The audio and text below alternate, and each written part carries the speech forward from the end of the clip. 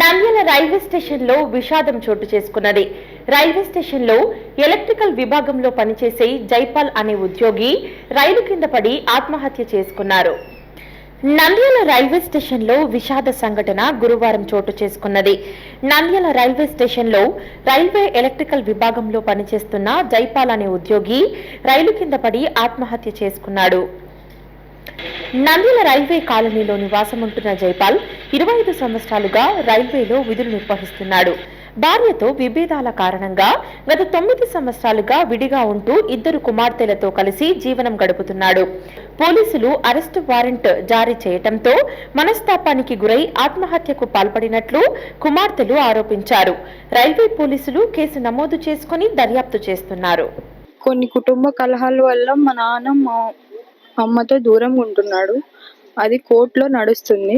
దానివల్ల ఈ మధ్య కోర్టు నుంచి ఒక లెటర్ రావడం వల్ల దానివల్ల డిప్రెషన్లో అయిపోయి మా నాన్న ఈరోజు సూసైడ్ చేసుకున్నాడు.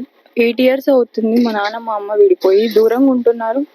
మా మమ్మీ కోర్టులో మెయింటెనెన్స్ కేసు వేయడం వల్ల దానికి కొంచెం డబ్బులు కట్టాలని వాళ్ళు ప్రెషర్ చేయడం వల్ల కోర్టు నుంచి నోటీస్ రావడం వల్ల ఆ డిప్రెషన్లో ఈ 1 week నుంచి డిప్రెషన్లోకి ఉన్నాడు. నేను నాకు ఏదైనా అయితే చెల్లి జాగ్రత్త నాన్న అని కూడా చెప్తున్నాడు నాకు. హలో అండి, నేను మీ గిరాక్ Sita. Please do subscribe to Nandyala communications.